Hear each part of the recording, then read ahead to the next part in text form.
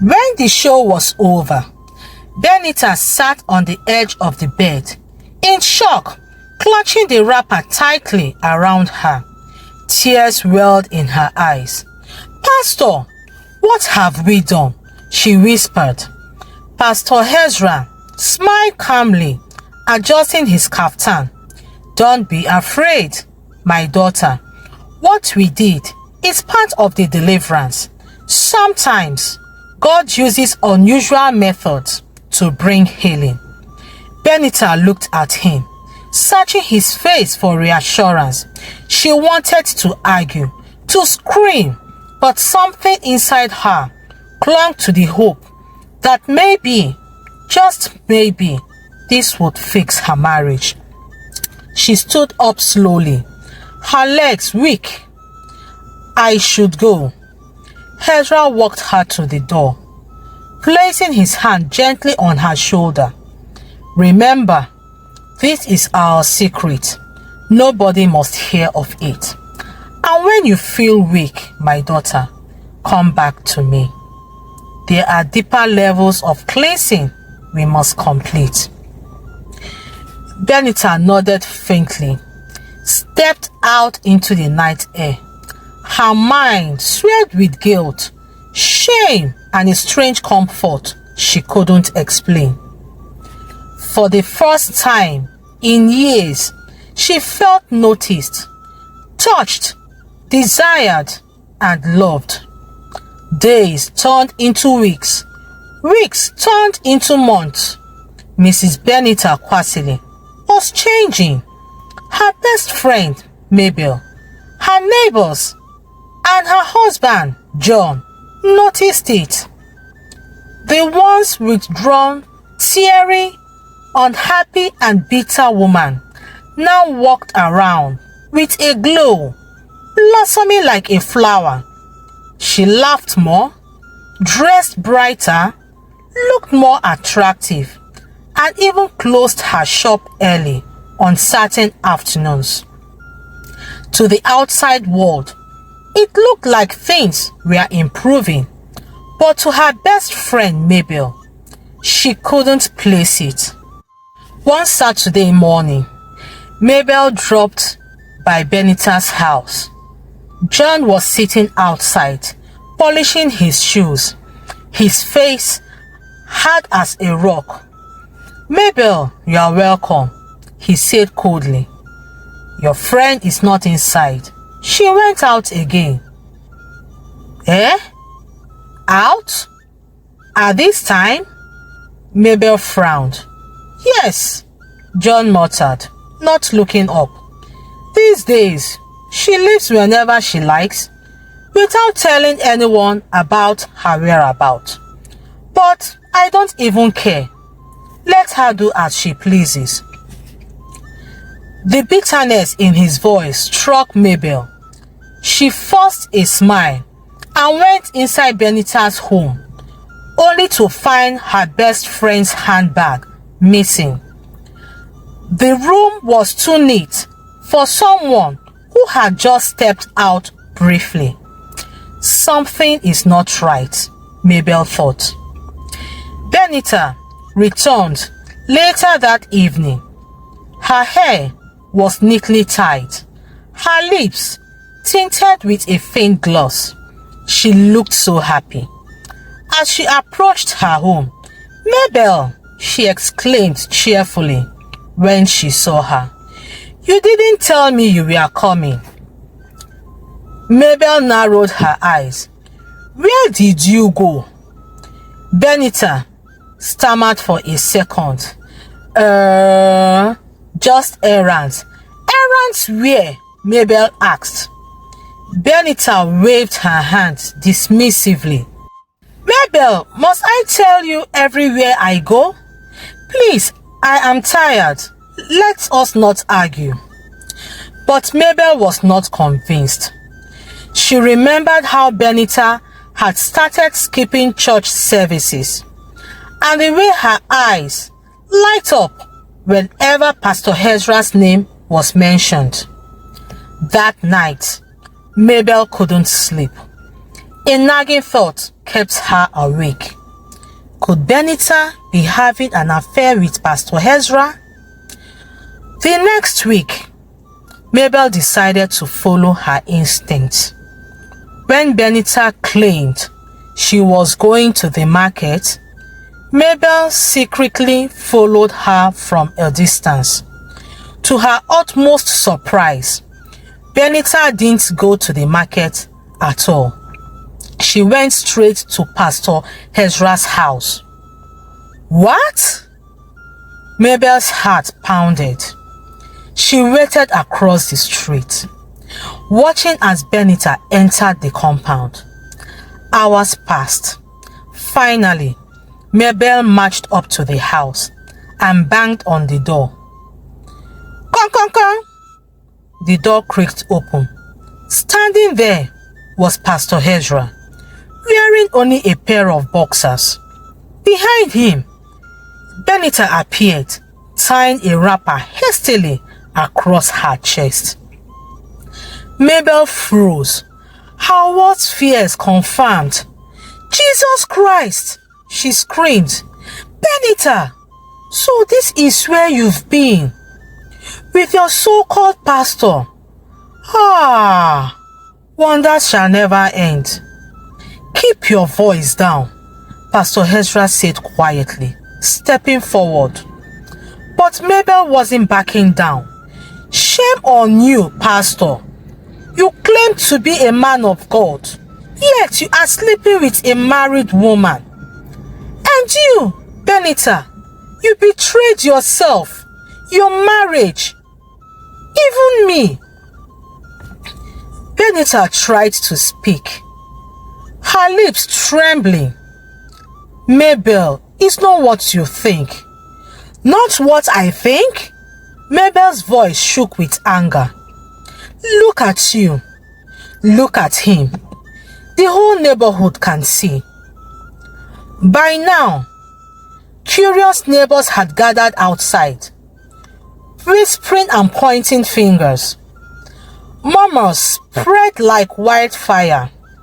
Inside, Pastor Ezra slammed the door shut. But the deed was done. The scandal was no longer a secret.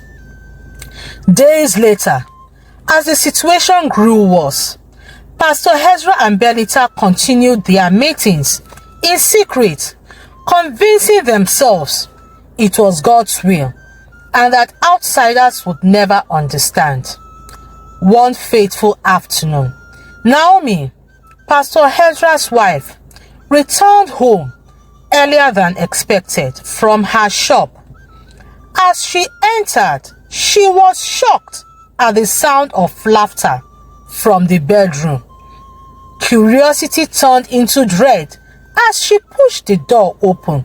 There they were, her husband and Benita, tangled in an embrace. For a moment, Naomi stood speechless, her heart shattering into a million pieces. Then, with a cry that shook the walls, "You devil!" she screamed at her husband. "Is this what you do when I go to hustle for this family? With a barren woman who destroyed her own marriage?" Benita scrambled for her wrapper, tears streaming down her face. "Naomi, please, don't you dare call my name." Naomi roared. Her voice could cause an earthquake. She rushed outside, dragging them along by their clothes, screaming loud enough for the whole neighborhood of Opoko to hear. Come and see what my husband, Pastor Ezra, has been doing. Sleeping with another man's wife in my own house. Shameless man, you call yourself a pastor. The neighbors gathered quickly, their whispers turning into shouts. Some spat on the ground in disgust. Others shook their heads in disbelief. That day, both Pastor Ezra and Benita were disgraced publicly. For Benita, the humiliation was unbearable. She couldn't come out of her house for days. She even refused to eat. For Ezra, his once respected image began to crumble. The congregation whispered. Attendance dropped. Naomi stopped cooking for him, stopped sleeping in the same room, and started making plans of her own. And yet, despite all the shame, the secret bond between Benita and Pastor Ezra refused to die. What started as a ritual had now grown into an addiction neither of them could stop. But destiny was already preparing a heavier blow, one that would destroy everything left of Benita's fragile life. The scandal had already spread across the neighborhood like wildfire. Pastor Ezra and Mrs. Benita Kwasile had been caught red-handed, and though they tried to move on quietly, the whispers never stopped. Back at the Kwasiles, Mr. John Kwasile had grown colder than ice. He no longer shared a bed with his wife. Even meals were taken in silence. Whenever Benita attempted a conversation, he brushed her off. One evening, as Benita set a plate of food before him, John pushed it away. "Take it," he said sharply.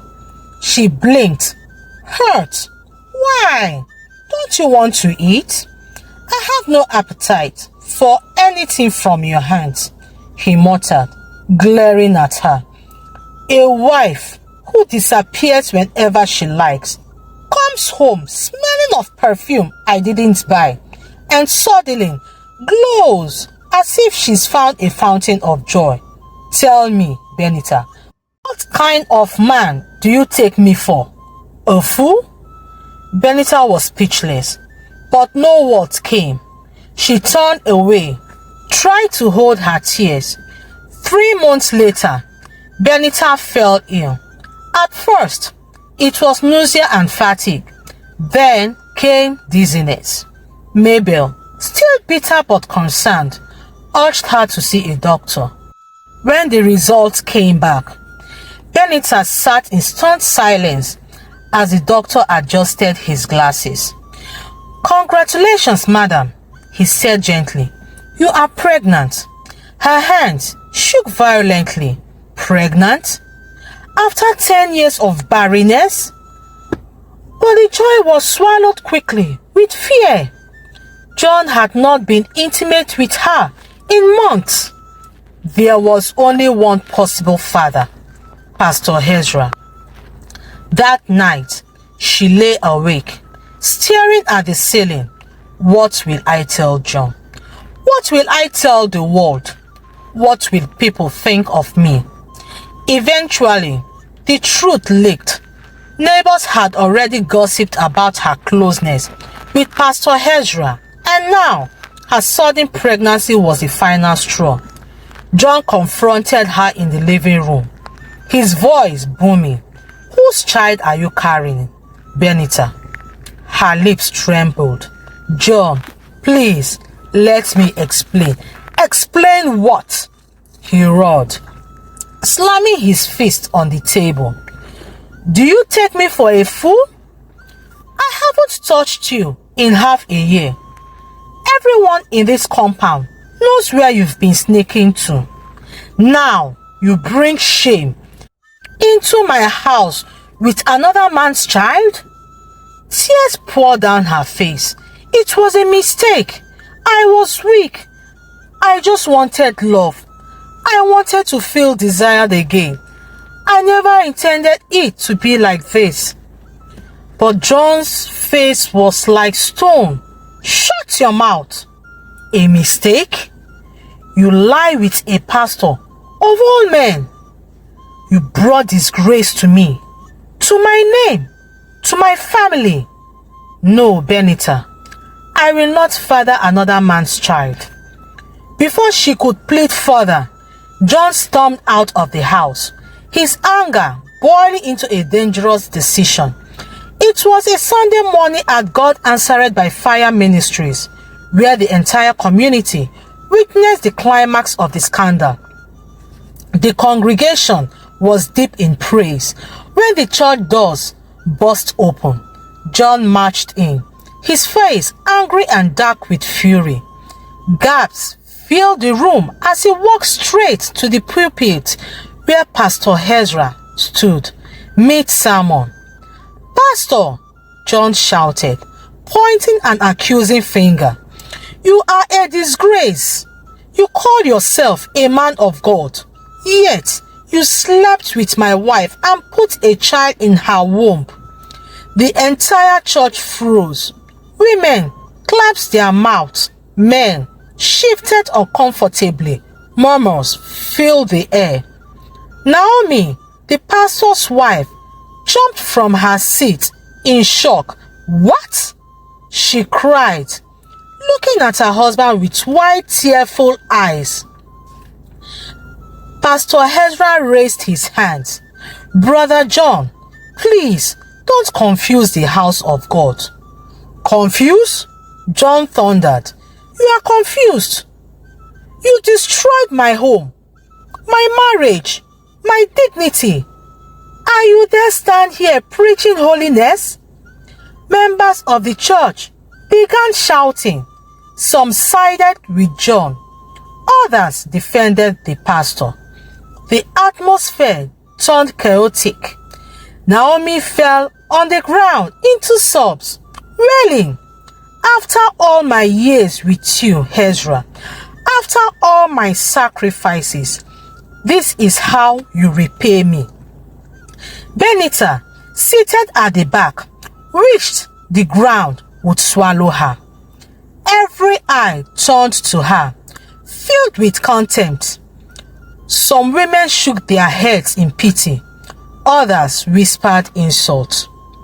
That evening, John packed Benita's clothes into a sack and threw them outside. "You are no longer my wife," he declared coldly. "Take your shame and go back to your parents. Raise your illegitimate child there. As for me, I wash my hands off you forever." Neighbors begged him, but John refused. His mind was made up. Benita knelt in the dust, begging, "John, please, for 10 years I have been your wife. Please don't do this. Please forgive me." But John turned away, entered the house, and slammed the door. Meanwhile, Pastor Ezra's world was crumbling. Half of his congregation stopped attending the church. His name became a joke on people's lips. Naomi no longer addressed him as husband, but as Ezra. She packed her bags with the children and returned to her parents. At night, he sat alone in his once busy parlor, drowning in regret, but too proud to repent publicly. Benita, disgraced and homeless, returned to her parents' village. Her once vibrant spirit was broken. Now pregnant, she endured stares, whispers, mockery, and insults. She had sought comfort in the wrong place and was left with nothing but sorrow and a child who would forever remind her of her greatest mistake. The once cheerful compound of the Kwasiles was silent now. Mrs. Benita Kwasile had been sent away, her dignity stripped, her belongings tossed into a sack like trash. She returned to her parents' village with swollen eyes like a puff-puff, carrying not just her shame, but also the life growing inside her. Benita was back in her father's mud-walled compound. She became a shadow of herself. Villagers whispered as she walked by, their tongues sharp as knives. Is that not the woman who was caught with a pastor? Ah, see how pride has humbled her. She wanted children by force. Now, look at her condition. Her poor husband, what shame she brought him. Benita kept her head down. clutching her wrapper as though it could shield her from the judgmental stares. Her mother, a weak and delicate woman with kind eyes, tried to comfort her.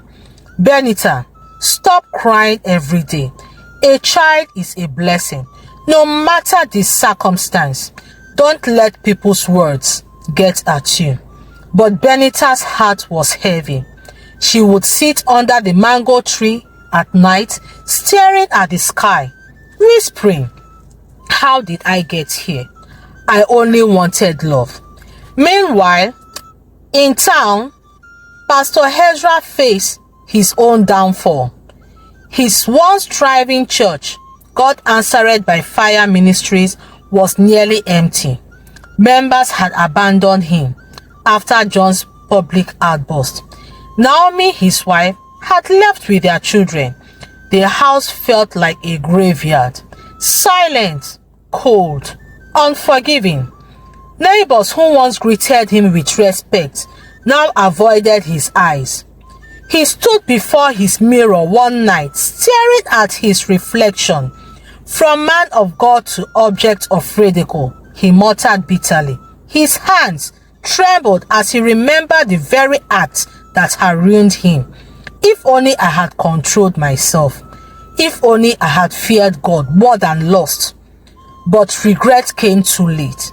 His name was soiled beyond repair.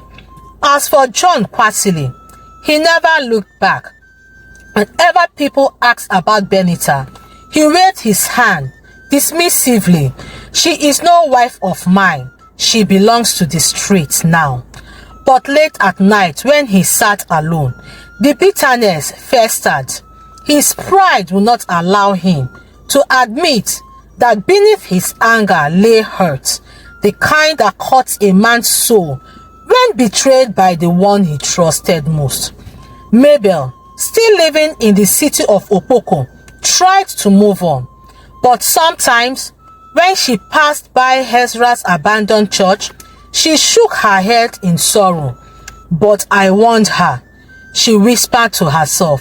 "I told her not to trust him, but she refused to listen."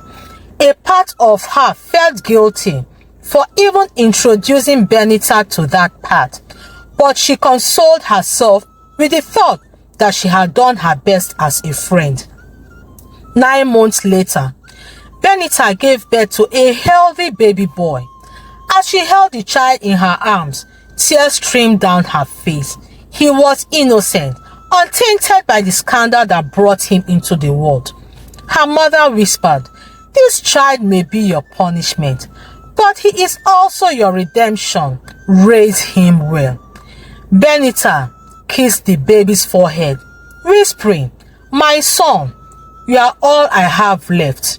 Yet, deep inside, she knew the child would forever be a reminder of her weakness, her choices, and the consequences that followed. Years later, people in the city of Opoko still spoke of the scandal, the pastor who lost everything, the wife who became a single mother, the husband who chose pride over forgiveness. Benita, now quieter and more reserved, carried herself with humility. She no longer sought affection from men or validation from friends. She found solace in simple living, helping her mother on the farm and raising her son with patience. One evening, as she watched her boy play in the dust with other children, she whispered to herself, "I thought the curse on my life was barrenness, but the real cause was trusting the wrong person with my pain. If I had run to God instead of man, maybe my story would have been different." She sighed deeply. Her eyes glistened with tears. And so it was.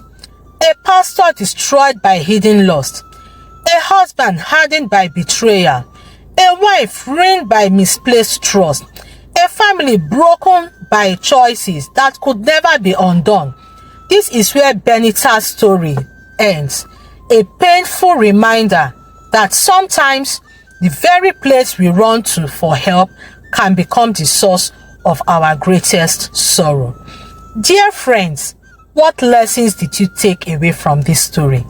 Share your thoughts in the comments. I'd love to hear from you.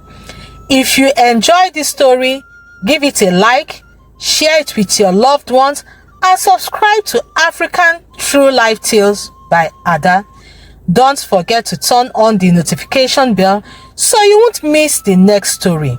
Thank you for watching and remain blessed.